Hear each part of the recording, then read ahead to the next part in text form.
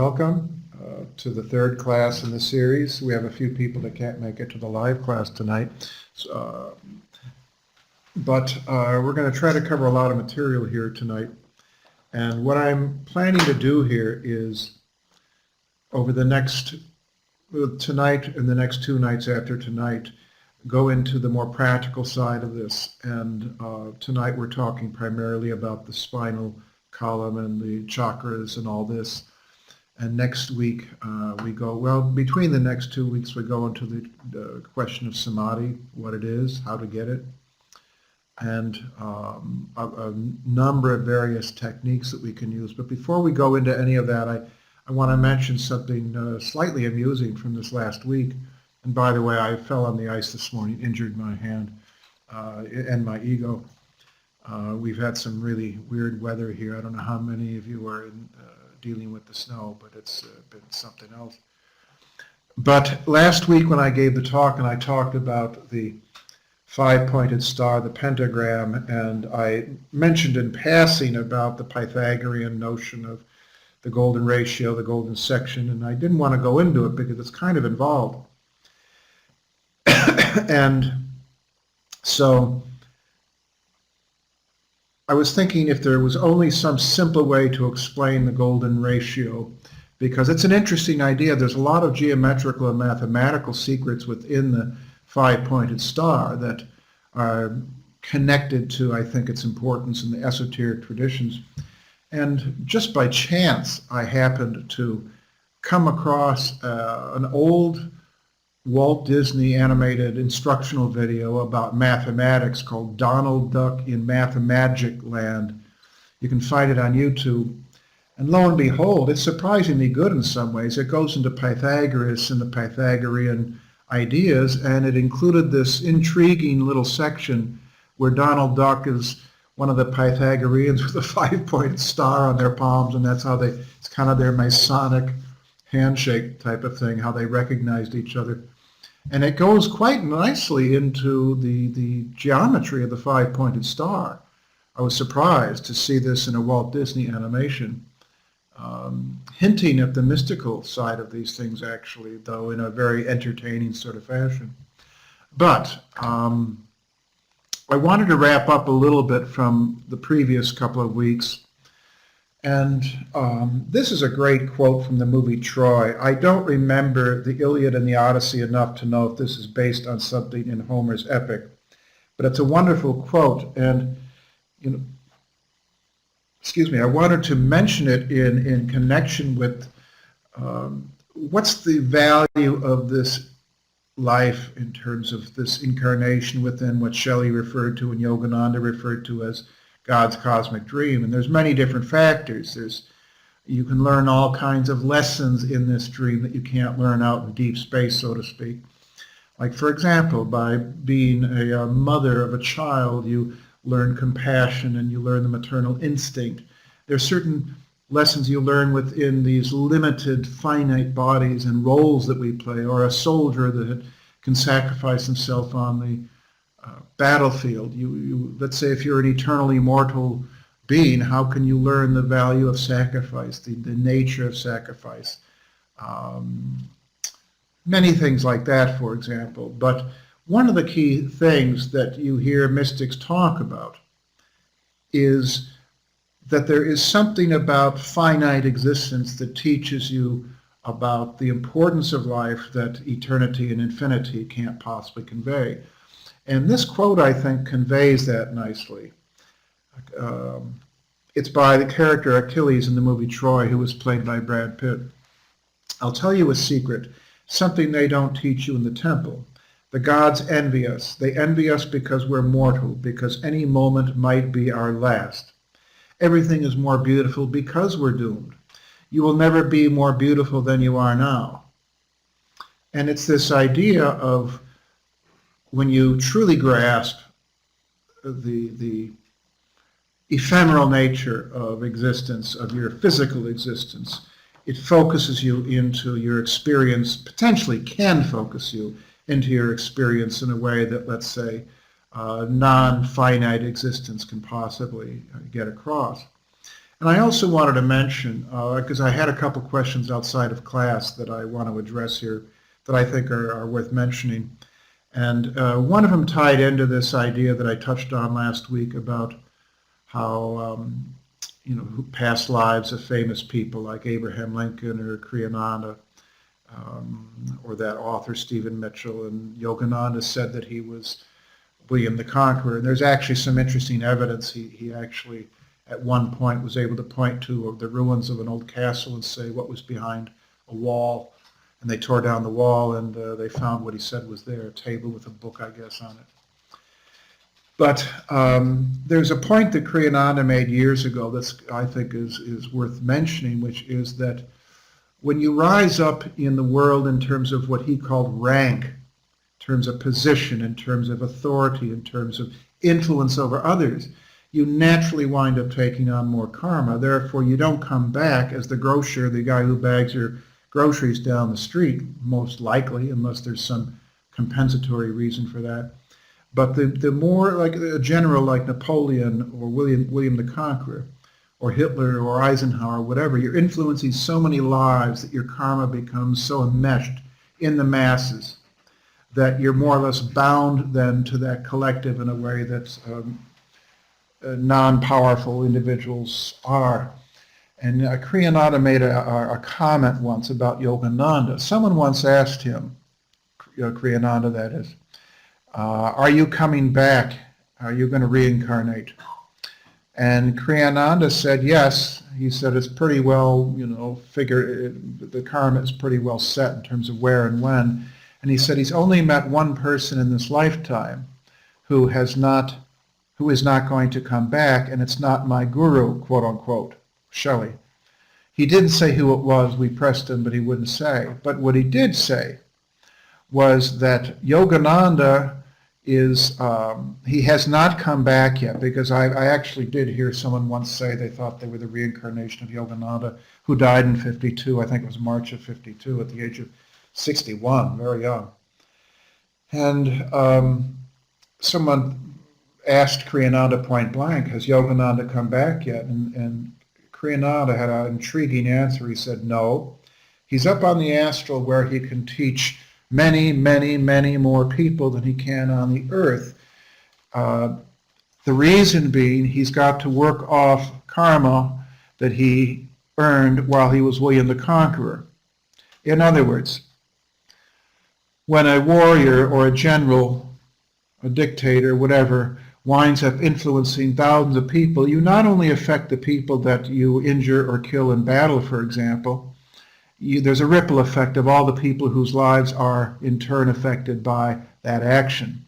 So, on another occasion, I'm telling tales out of school, and maybe I shouldn't, but then there was another occasion when Kriyananda said during a lecture, he says, I remember it well, riding on the battlefield with Yogananda, as William the Conqueror, and his own teacher, Shelley. They were out riding, and he said Yogananda finally took his sword, and I vaguely remember, this is 30 years ago, said something to the effect of he threw it down and said, this is not the way to change men's hearts or minds, something like that. He had a kind of a turning sort of conscience at that point. But he killed so many people as William the Conqueror that now to burn off that karma, he's got to teach exponentially so many more people.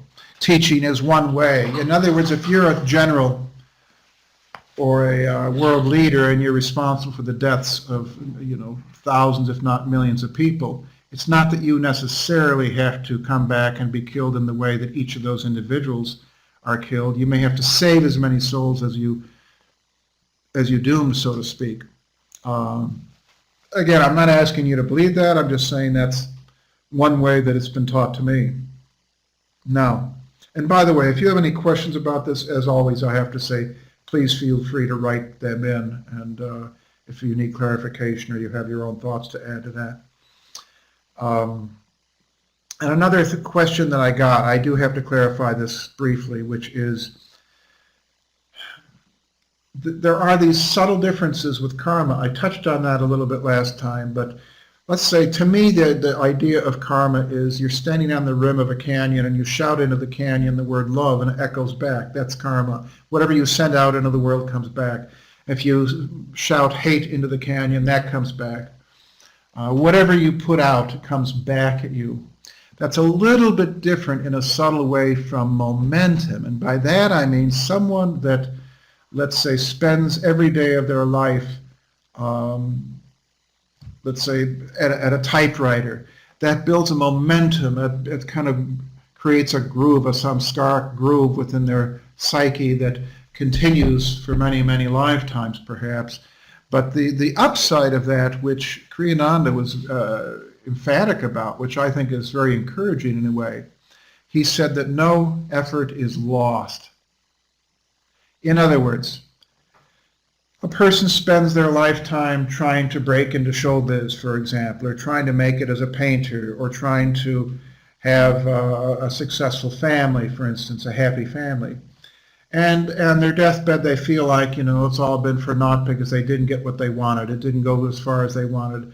And Kriyananda said that whatever effort you put forward in this lifetime, you pick up where you left off in the next lifetime. And so you see someone like a Mozart that comes in as a young child that is just brilliant, or an Orson Welles that can recite Shakespeare at the age of 5. And you know that there's some kind of very strong momentum going there from past lives. And those 2 points are slightly different from what I call course correction. A person, let's say the example I used of someone that is in one direction their entire life. They might be a writer, they might be a sportsman, they might be a criminal, whatever it is. At some point, like in the Taoist philosophy, yin and yang, or if you know the I Ching, and it talks about how there's the returning. You can only go so far in one direction before life starts bringing you back. And that's not quite the same as karma. It's more like a balancing mechanism that is subtly distinct from straight karma, of you get back what you put out, because the course correction idea, it's not necessarily what comes back is what you put out. It's a balancing in case you're going too far in one direction for too many lives. This is one of the very controversial theories that, well, I'm not even going to go there. It's too volatile. But this comes up in various ways with people. Now, what we're going to talk about here tonight is, in particular, I'm going to weave this talk around the chakras and the spinal column. And so we're going to go to this next image here, which is a classic image that I've used before. And we have these 7 primary chakras of Muladhara down there, Svadhisthana, the Jupiter chakra, Manipur, which is Mars, Venus for the heart chakra, Anahata. We've got Vishuddha for the throat. We've got Ajna for the third eye. There's actually that chakra in the back of the head, which Yogananda called Chandra, the sun and the moon here, which is vital, those 2 chakras. And then you've got the 1,000-petaled lotus at the top, Sahasrara. But you've also got that central channel. This is often misunderstood. This is why I think it's important to clear up some of the misunderstandings, that you pick up almost any book on the chakras and you'll find a host of, I think, misconceptions, in my opinion. And so you've got the middle channel, which is Sushumna. It's the point of balance. Then you've got the 2 channels on the right and left, Ida and Pingali. And the way that this was explained to me was that on the inhale, the prana from the Maha Prana comes in from the universe to the back of the head and weaves down through the feminine aspects of the chakras, the feminine signs of the zodiac, so to speak. And on the exhale, the energy weaves up through the masculine signs and shoots out through the third eye, okay? And so it's not like the caduceus, which we're going to get to here in a second. It shows 2 serpents going up, they're not both going up. One is going down, a descending current, ascending current. The terms in Sanskrit are apana, upana, I believe that's what they are. And it's vital to understand these currents in terms of meditation and certain aspects of meditation, especially that middle channel, especially too because I think that there are really a lot of misunderstandings about all of these things. So the curved lines mean one thing. The curved lines are the feminine energy, emotional energies, you might say. The straight lines are the point of balance. A straight line, I should say, up the middle. That's the Sushumna channel through which the Kundalini moves. In other words, it's as though the central channel is the highway and the Kundalini is the energy that moves up. And we're going to also talk about all the misconceptions about that, or at least some of them. And in geometrical terms, in terms of sacred geometry, you virtually never, in books on sacred geometry, see anyone deal with the symbolism of pi, of the circumference versus the diameter. And I'm going to skip a little bit ahead here to that, a little further ahead. Now, if you look at this, I did this sideways so that you could see it. The central channel up the middle, that is equivalent to Sushumna. That is the masculine principle. And the feminine principle is the circle. Okay? And that in meditation, you're trying to move into that central channel. Now, I'm going to go back here.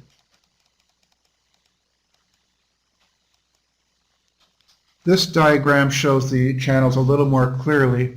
This is where the energy comes down, as I said. Oop, the arrow is not moving. There we go. Comes down and moves up like this.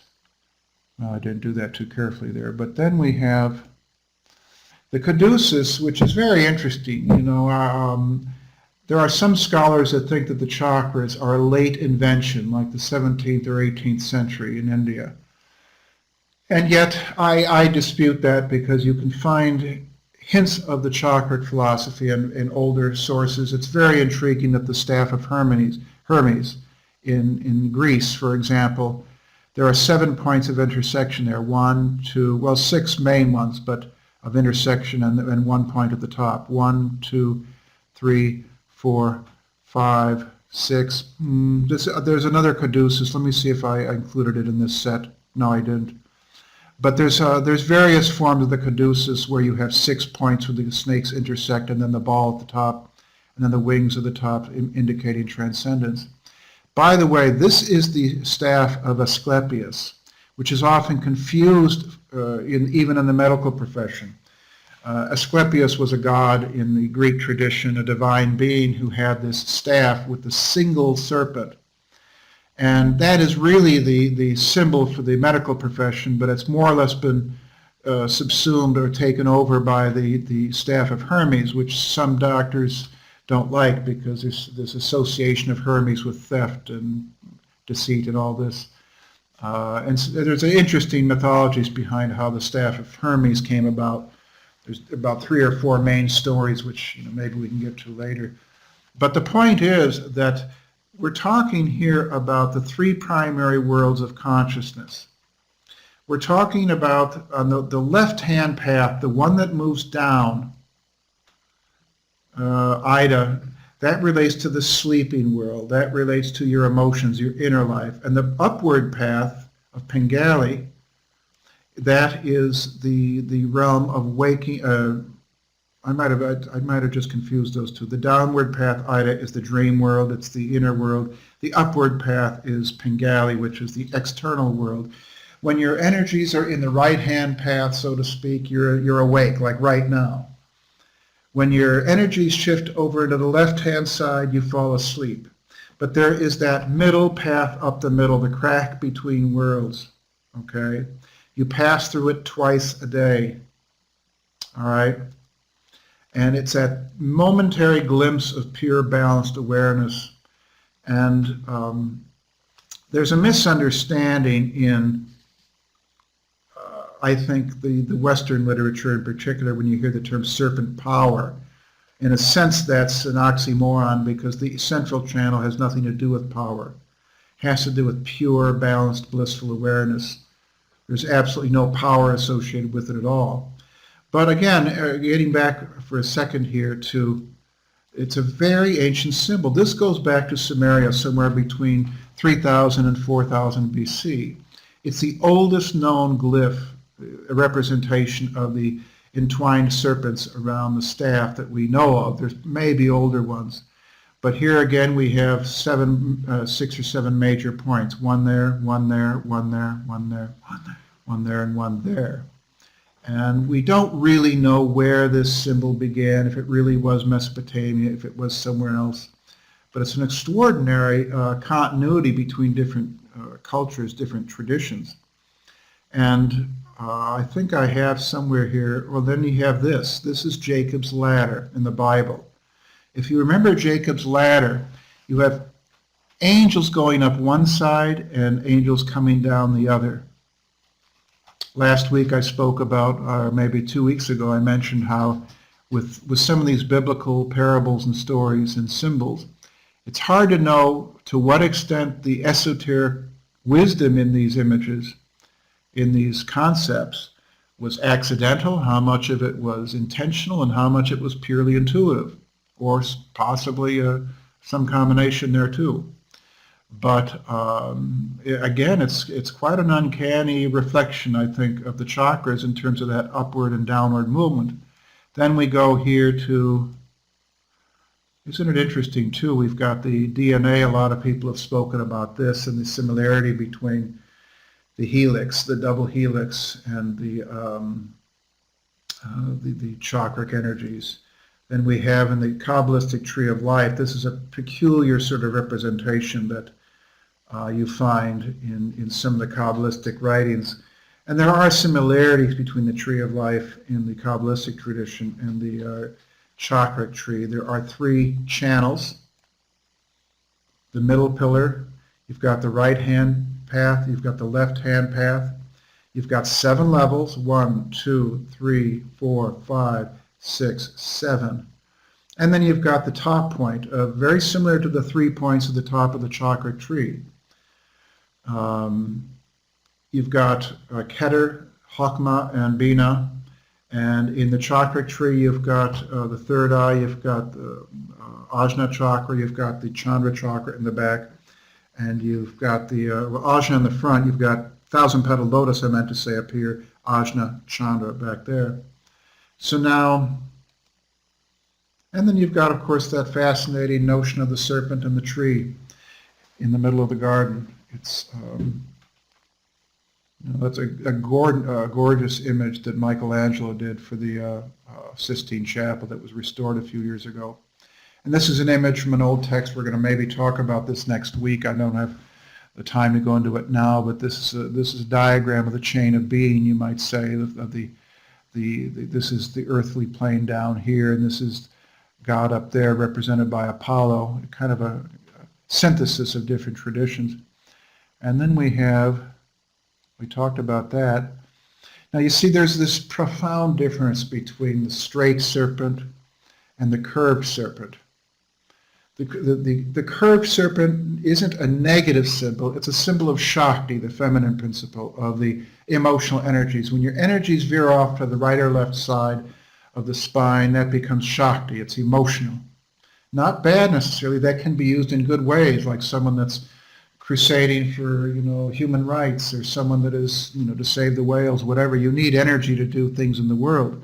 So the curved serpent isn't bad. This is from the 10 Commandments, by the way, and that's the straight serpent. I get a kick out of the movie. If you remember the movie, next time you see it, watch this, where Aaron and Moses changed the serpent into a straight rod, or vice versa. And the one serpent, Moses' serpent, eats Pharaoh's serpent, and they couldn't get the special effects good enough, so they cut to the observers the reaction shots saying, oh, look at that, the serpent is eating the other serpent, and doesn't actually show it, but it's you get the point. And this is an idea that again may be an intuitive insight in those traditions to what was really happening. Same thing here, if you remember in Star Wars, the very first Star Wars, when Obi-Wan Kenobi essentially dies, what does he do? He takes his lightsaber, and puts it straight up and down, and then he dissolves, he kind of disappears. And I remember that at the time the movie came out in '77, we were talking about that at Kriya Center, about how interesting that was, that Lucas tapped into that idea of making the lightsaber straight up and down at that point of transition, shall we say. Let me see, did I have another image here? Well, that goes back to that one. We'll get to that in a second. So in any event, you have these three channels.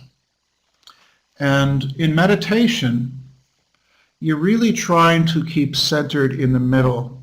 I talked in the first class when I spoke about mysticism and occultism, how occultism relates to all the different things in the building on all the different floors, whereas mysticism has more to do with the person that wants to get in the elevator shaft and go up straight to the top. In a sense, this is the elevator shaft, the middle channel of Sushumna. And it is what Yogananda referred to as the highway to the infinite, and what I'll refer to next week as the pipeline to the infinite, the pipeline to samadhi, you might say. And when you're in that center channel, the more you meditate, and we're going to get into this later in terms of techniques for balancing your energies, the more you meditate, the more the energies draw into the middle. You bring together Ida and Pingali, they collapse into the middle. It's the marriage of the sun and the moon, you might say. It's one of several ways that the marriage of the sun and the moon relates to esoterically. It's not the only one. It's also, for example, the merging of the two chakras in the head, the land of milk and honey, gold and silver. And so when you're in that middle channel, you are in a very different state of attunement to the transfinite, you might say. And there's a fantastic story that Kriyananda told me once about his teacher, and he told it to me in private, but I don't think he would mind me relating this one at all. Shelley's wife died. This was in 1976, I believe. It was the year before I started studying with him. And he had been married for a very long time to this considerably older woman, Marjorie, and she passed away. And Kriyananda went down there to kind of support him and help him straighten out his affairs. And he related how when he was with Shelley, a few days after his wife had died, Shelley had been through quite a, even for mystics, it's not like when you're a mystic you don't experience, emotions or pain or loss. That's a silly misconception. It's whether you hang on to it or not, I suppose, is the distinction. And he said that Shelley was in a very remarkable state. Kriyananda, like Shelley, was very clairvoyant, very psychic, and I believe that from personal experience, which maybe we can get into that in a later class in terms of what I experienced myself with him.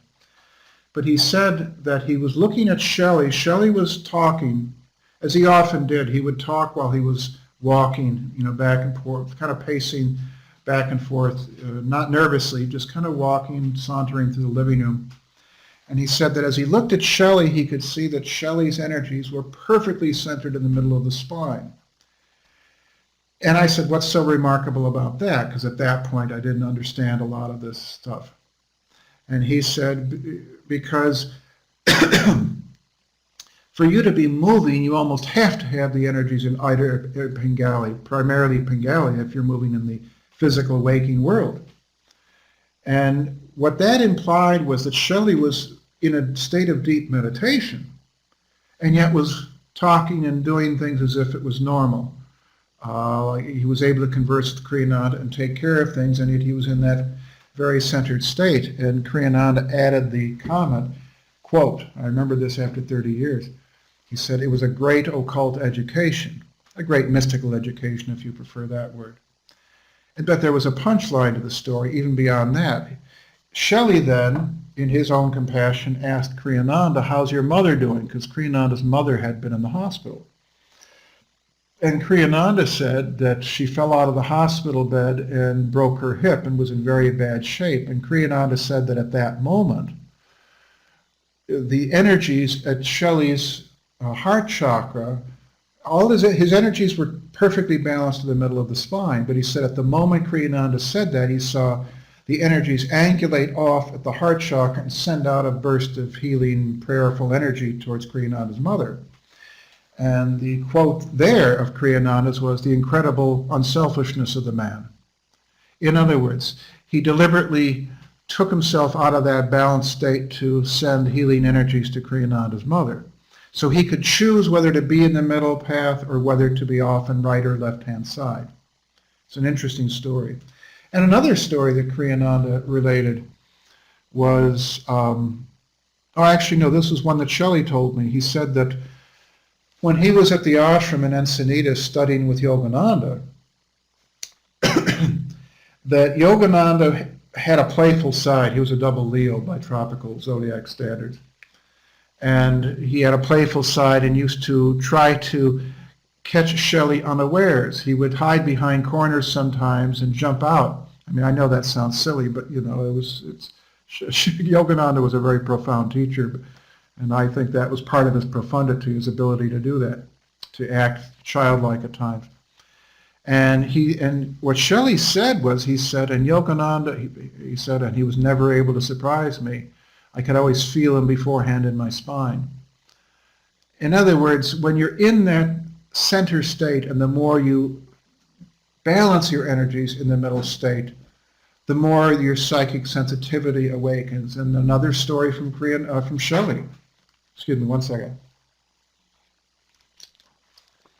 Another story was when he said that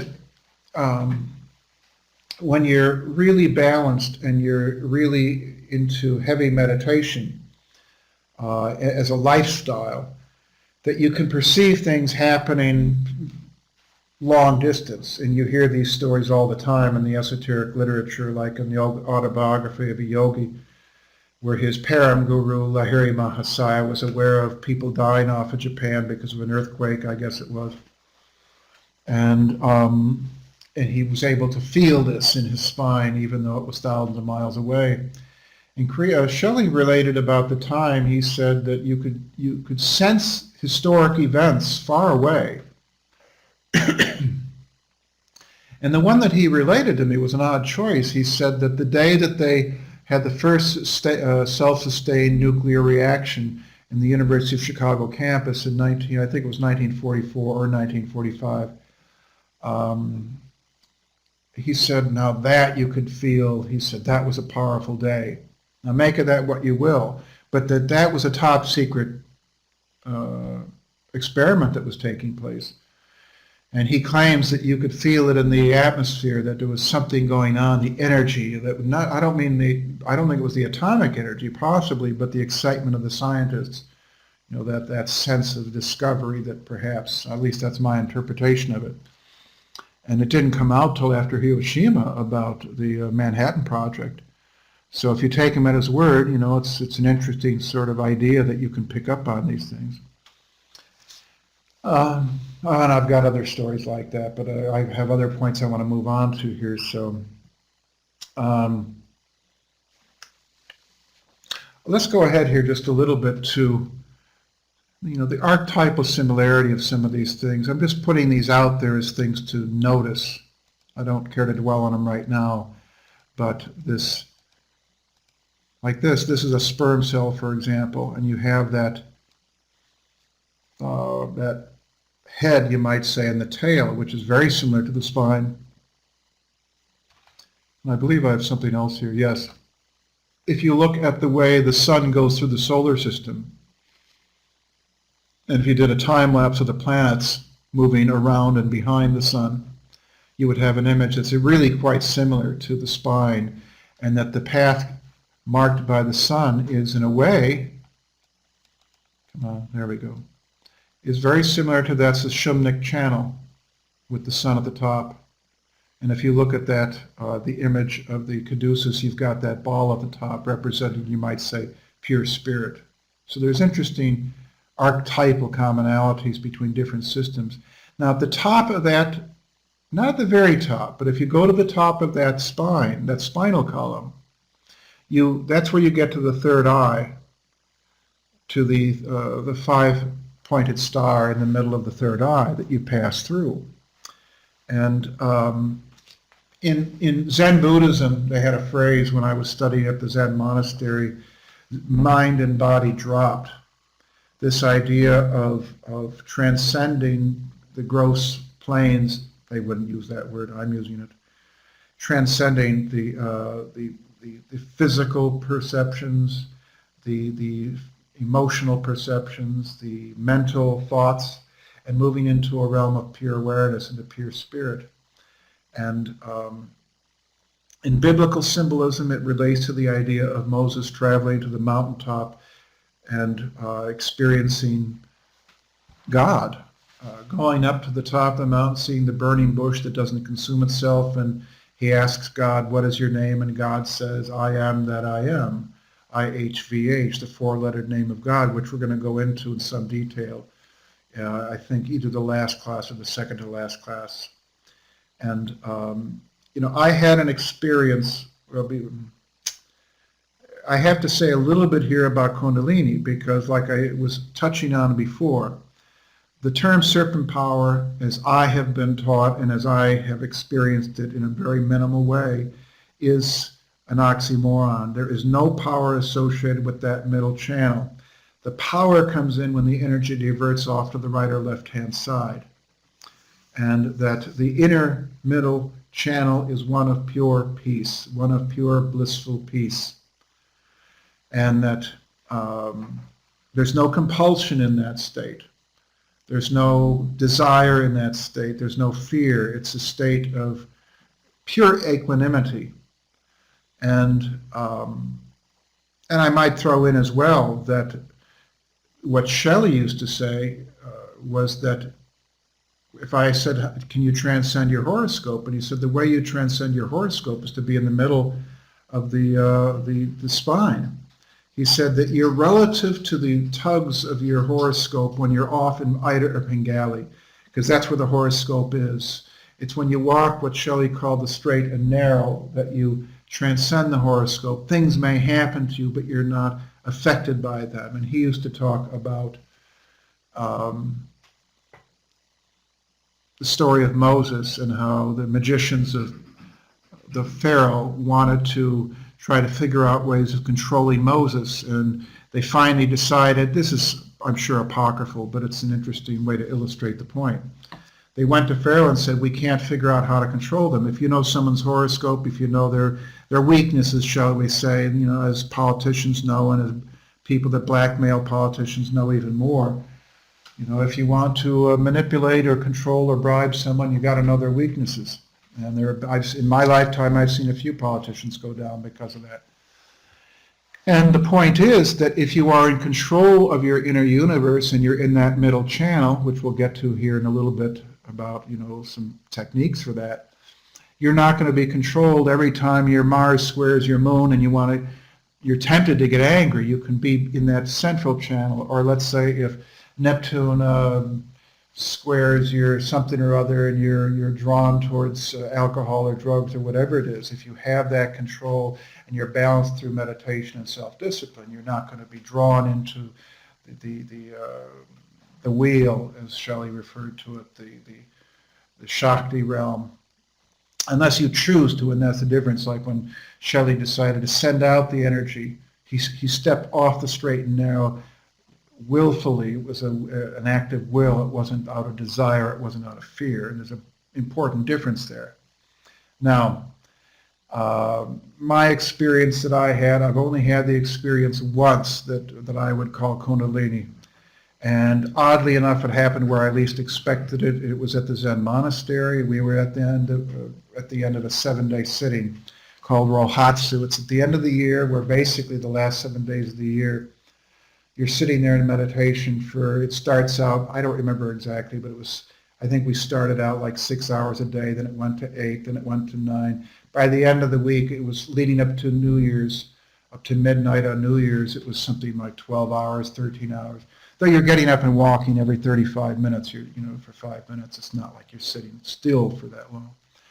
But I really, more than ever before in my life, felt a sense of balance, because you're not talking, you're not really thinking, you're working on a technique. I was working on a certain Zen technique called Mu, M-U. And as the evening progressed on that last night, I started to feel the energies moving into the middle of my spine, and I started to feel as if they were going up. And the interesting thing is that I had been taught in the literature, they talk about Kundalini as like a coiled serpent in the bottom of the spine, which wasn't my experience at all. It was almost as though, if we stick with that building metaphor that I've used, of, when I explain mysticism versus occultism, imagine that building with a big elevator shaft up the middle, and imagine there's 1,000 employees in that building. And imagine if that elevator was big enough to hold all those employees, and they started to come in from the periphery of the building into the center, and they all got on the elevator shaft and moved up, and so that all the floors were vacated, shall we say, and all the energy, all the manpower, all the woman power moved up to the penthouse, so to speak, with a clear, crystalline sort of, view of the sky. In a sense, that's one way to explain it, but the other image that came to me as I was sitting there was, it's as though the energy is dissipated throughout your vehicle, off into the Ida and the Bengali, off into the various thoughts and into various biological functions. And when you balance your energy to a certain point, what happens is they naturally draw into the middle. And I had the image afterwards of you're holding down a beach ball underwater. That's our ordinary experience, and that when you start letting go of the beach ball, it naturally wants to rise up. It's not as though the beach ball's natural place is underwater. It's that its natural place is up here. It's up above the water level. And so it's trying to return to its source, shall we say. That's why I don't agree with that image of the serpent being coiled at the base of the spine. That is not where it naturally is. That's where it's stuck, you might say. And not just at the base, it's stuck throughout your entire vehicle. And it's the job of meditation to kind of balance the energies, and they start naturally going up. And it was right at that point when I started to see the five-pointed star that they rang the bell, and it was the end of the session. And it was one of those, I don't know if you want to call it a missed opportunity. I think things happen for a reason, but I wasn't able to get any further with it. But I was convinced that if I could have stayed with it longer, I would have been able to really have the full-blown experience. But it wasn't an experience of power. It wasn't an experience of delusion or some crazy energies like some of the books talk about. The danger of Kundalini, and I'm almost hesitant to talk about it because it's such a hot-button issue for so many people, is not the balanced energy. It's the danger is if you're not properly prepared, if you're not doing it right, your energies can so easily veer off into the right or left-hand side, and that's where you see these psychotic gurus, and there's plenty of them out there. And also, I don't think when you are, they all talk about preparing yourself. You don't just leap into the transcendent experience because you have to have your earthly life balanced out, so to speak. You don't want to just, experience that kind of heady spiritual awakening without knowing how to balance your checkbook or knowing how to put your shoes on the right foot and that sort of thing, if you understand what I'm saying by that. Are there any questions about this, by the way? I'm throwing a lot of information at you here, and if anybody wants clarification, please jump in. Okay. Now you see, the trick is it's not just about going up the mountain. Moses comes back down the mountaintop, as you recall. And so that's where the balance comes in, the importance of being grounded. Kriya Yoga once made a comment about Shelley, that I said, why did you pick Shelley? There were other teachers, even though there weren't many teachers out there in the late 40s and early 50s when Kriya Yoga was studying. There were teachers, and I said, why did you pick Shelley? And he had an interesting answer. He said, because Shelley was the only one that had really balanced out his earth life with his mystical life. And at the time he told this to me, I didn't really understand why that was such a big deal, but having lived through not only my own process, but seeing many other teachers out there and seeing how easily it can get out of whack in terms of balancing what the Buddhists call the absolute with the relative. I understand. Shelley had this uncanny ability to be this profound, enlightened mystic, in my opinion. and yet he was able to hold down a part-time job repairing TVs at the local electronics store and see students, and he was very grounded, uncannily so, and yet he could talk about these very abstract concepts. It's so easy to get lost, you might say, in the ethers or in the intellectual ethers, just to get caught up in these metaphysical ideas. It's the streets are lined with the bones of metaphysical wannabes. There's a lot more I could say about that. Maybe we can get to that another time. And another point here, before we go into some of the very gentle techniques about this, as important as the third eye is, you see in the mystical literature, in the mystical traditions, it's important to balance that awareness, that awakening at the top, the third eye and the thousand-petaled lotus, not only with the lower chakras in terms of bringing the energies up and then all the way back down, but to balance those energies with the heart. The way that I put this is, you could even talk about two distinctly different kinds of enlightenment. What I call the enlightenment of the eye, which is this and this too, and the enlightenment of the heart. That you have some people that can experience those higher levels of awakening without having a particularly strong heart chakra going. And I had another experience, a personal experience I had once that really brought this home to me. And I don't consider myself, and I wouldn't pretend to be, an advanced meditator, but I've had some experiences. And I certainly have developed somewhat since I started 40 years ago. But one of the more powerful experiences I had once was I was doing a loving kindness meditation where I was focusing on someone that was suffering.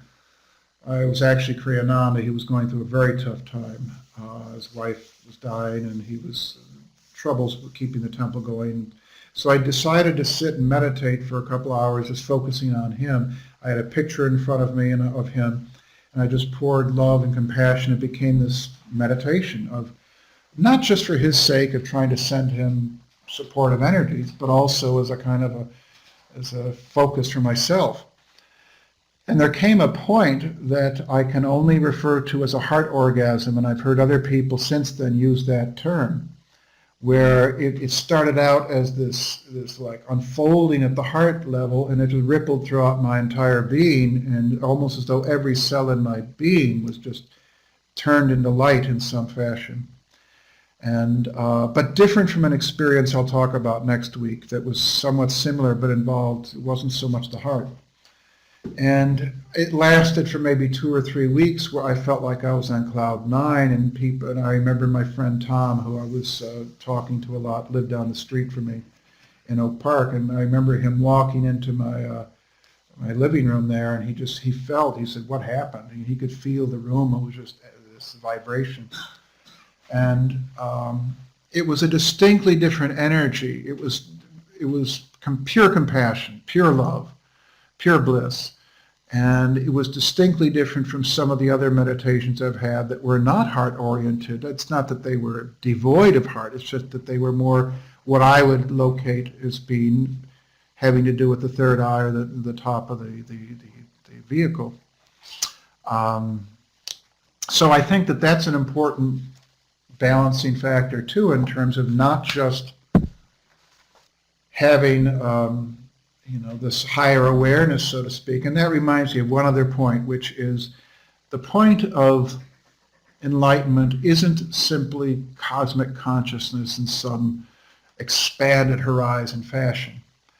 And some people don't like this example, but be that as it may, you take Hitler and you compare Hitler to an ant, a common ant on the ground. Hitler's horizons, his awareness, his consciousness is cosmic compared to that ant, but it's not a balanced consciousness. The point is not simply to expand out infinitely. That is not what it's about. It's also about balancing, expansion and balance. And in fact, if you had to choose between expansion and balance, I would go just with balance, because you see people that are quite aware that are, you might see a person that's a very nondescript individual walking down the street that seems happy with their life the way it is, and it's not, particularly cosmic, but it's a balanced life, and I think that that's a noble goal. But again, the mystical path is one involving both of those, I would say.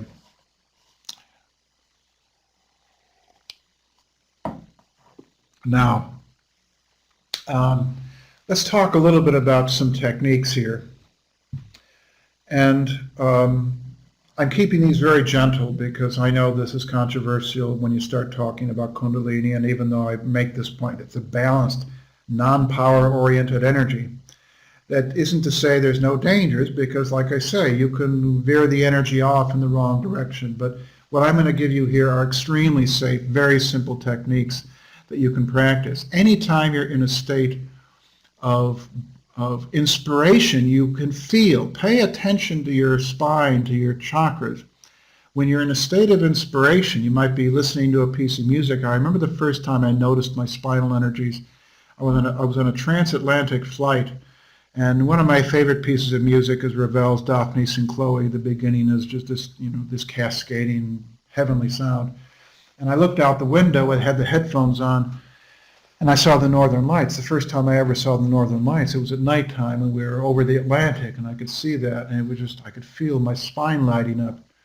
Anytime you're in a state of real inspiration, you feel that sense of the energy in the spine, and it is not one of compulsion. I have to reiterate that. It's one of peace. Another thing that I think is critical for getting the energies in the middle of the spine, and maybe I should go to an image here of the spine just to kind of, oh, this is from the movie Mission to Mars. Hollywood sometimes taps into these very profound archetypal images.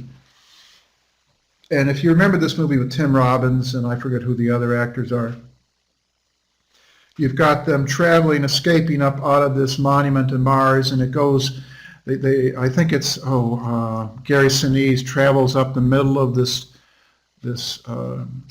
pillar of light, and it goes out of the third eye of this massive head. It's quite uncanny, the symbolism of it and how it ties into samadhi, you might say. And this also is an interesting sort of image, the sperm hitting the egg. It's almost like the individual touching God. And we'll get back to that idea later. It's the sun and the moon, the merging of the Shakti and the Shiva, the masculine and female energy.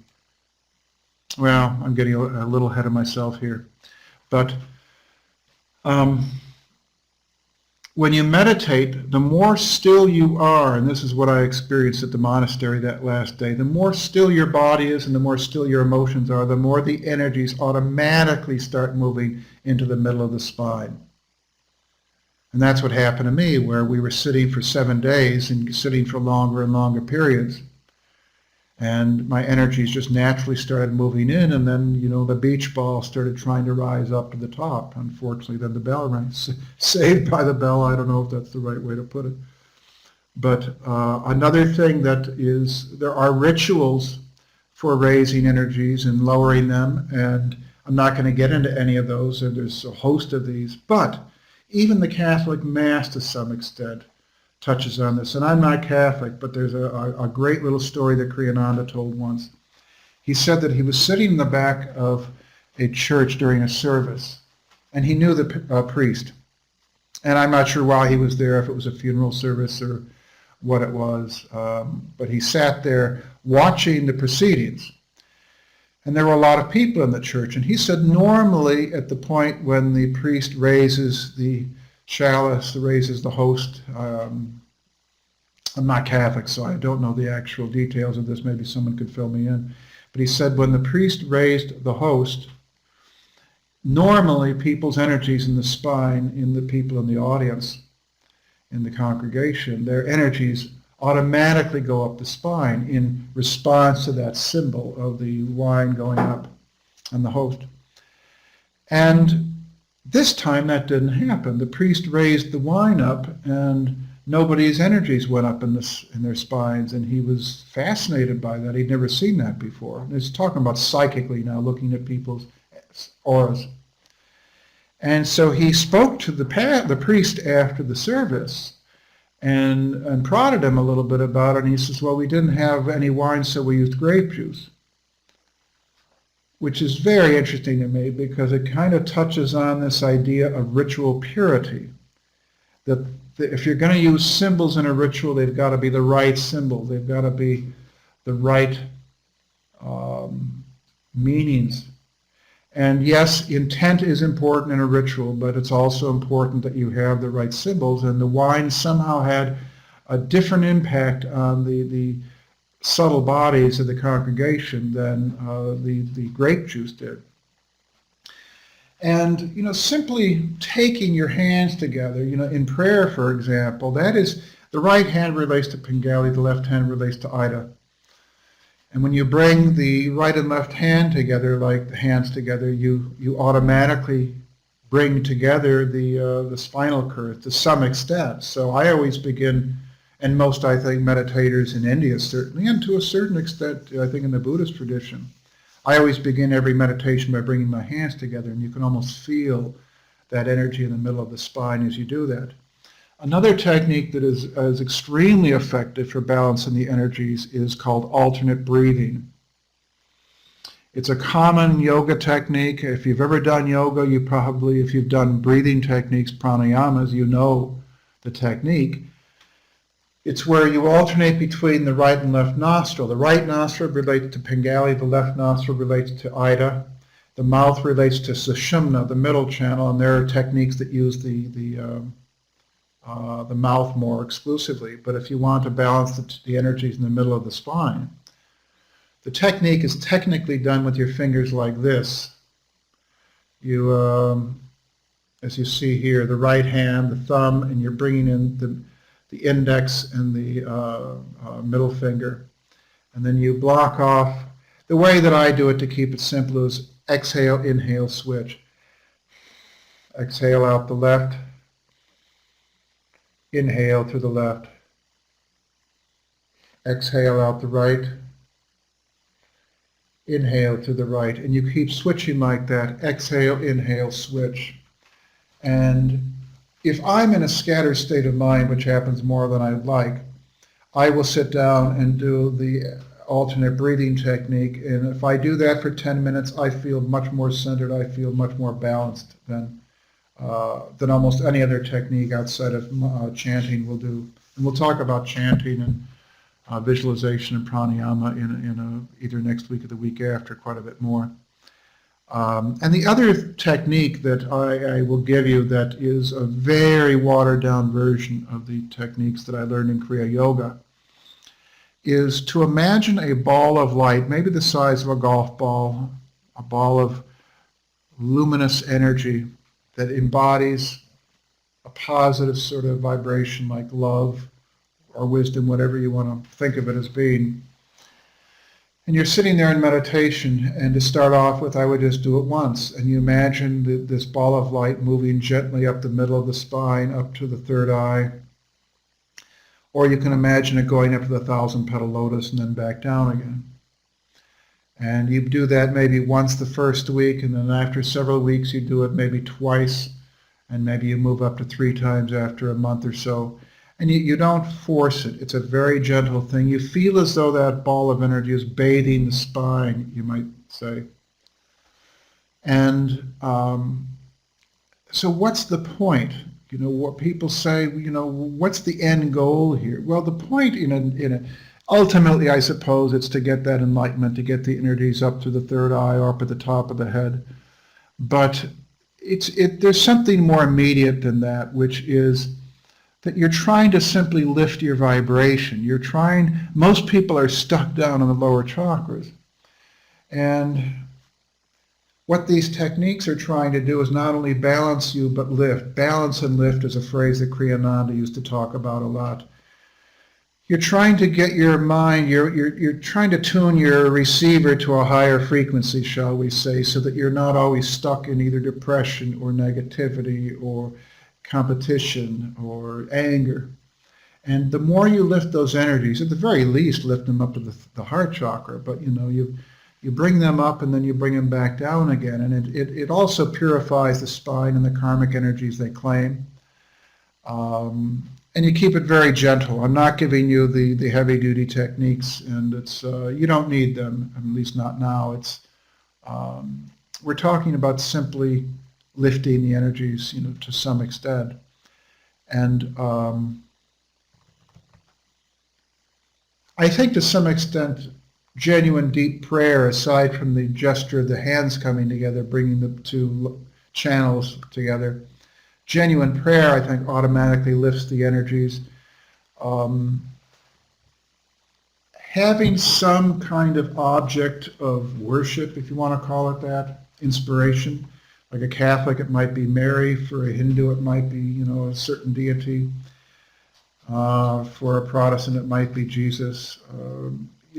If you can find an image that represents to you the highest good, the highest wisdom, the highest spirituality, by focusing on that, you automatically lift the energies, and then your state of mind throughout the day lifts as well, in terms of you don't react to things quite as negatively or impulsively. You find that you're moving through life with a greater sense of equanimity.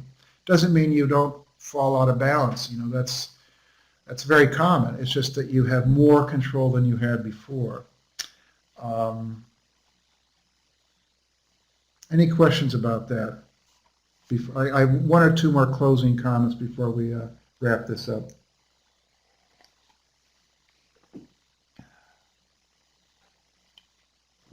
Okay. Two more points. One is that if a person is serious about enlightenment or about the spiritual path, one of the sobering discoveries you make is how much self-discipline it takes. I remember I was in India in '82, and I went to Lahiri Mahasai's house, which was Yogananda's Param Guru's house. His grandson was still living there at the time. And he taught Kriya Yoga. He took on students, and he seemed like a very sincere man. He had disagreements with Yogananda's organization over here, SRF, and that's a whole other story. But he felt that Kriya Yoga indeed was a very profound path. And he was adamant about the fact that one of the requirements, if you wanted to be initiated into Kriya Yoga, you had to meditate 6 hours a day. And I said, how is that humanly possible? And he said, well, in those days, in the old days in India, you could get up and meditate from 6 till 9 in the morning, then you come home and you meditate from either 6 to 9 at night, or rather, I think he said 9 to midnight, whatever. I mean, there was very, very intense discipline. And likewise, I've encountered other teachers and other traditions, and you go into these, especially monastic environments like I was in for a fairly short time, a little under 5 months in upstate New York, and minimum is 3 hours a day. And so you more or less get out of it what you put into it, and you have someone that might meditate or do their spiritual practice for 1 minute a day, 10 minutes a day, 15 minutes a day, and not know why they're not getting any response out of it, why they're not seeing any difference. I'm not saying you got to meditate 6 hours a day, but I am saying that the teachers I've studied with have emphasized the importance of effort in terms of the amount of time you put into it, the amount of energy you put into it. However, if you are doing it right, you will enjoy it, and it won't be an effort in the normal sense. Shelley used to say that if meditation is a chore, you're not doing it right. It should be something that is a blissful energy. You should look forward to it. And he says, even if that means you only meditate to start with for 1 or 2 minutes a day. He said, most people overdo it. They try to jump right into that heavy discipline experience, 3 hours a day, 4 hours a day, and they get burned out and they leave the path entirely. So he said it's important to build up bit by bit, not to jump into the deep end of the pool. And the last point I want to mention here, we're going to talk a little bit about NDEs, near-death experiences, is I really do think it's possible that when people have that experience of the tunnel of light, this is from an old work of art, what they're really experiencing to some extent is moving up the middle of the spine towards the third eye, towards the five-pointed star, you might say. And that you cross through that middle path 2 times a day as you're falling asleep, and as you wake up, you cross into that Sushumnic path. But you also cross through it as you come into this life from the astral when you're born and when you die, and it's a blissful experience both times. When the child is born, the hard part comes after you leave the mother, and but there is that sense of that light, that sense of the bliss, and as you die, you experience that bliss in part, very possibly because you're moving up the spine, you're experiencing that Sushumnic state as you're moving over into Ida, into the astral world, so to speak. There actually is one other point I can make here, and that is, I already talked about that. There are some similarities between the Kabbalistic tree of life and the Chakra tree, which are interesting. Like I said, 3 channels, 7 levels. The top 3 are similar. And Tiparath in the middle there is very similar to, this is drawn a little differently than some I've seen, but it's very similar to the heart chakra. Any last questions before we close off here? Or any comments of any sort?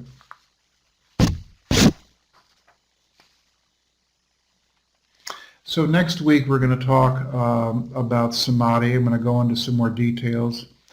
I'm going to go into a personal experience, a fairly minor personal experience, but still one that I think is indicative of what this is about. And then the week after that, the next 2 weeks, we're going to go more into techniques. We're going to go more into some of the practical aspects of this, and then wrap it up in the final class with go back to the bigger picture to some extent with that poem that Shelley wrote and dissect that a little bit more, which is very interesting. So thanks for coming, and I'll see you next time. Namaste.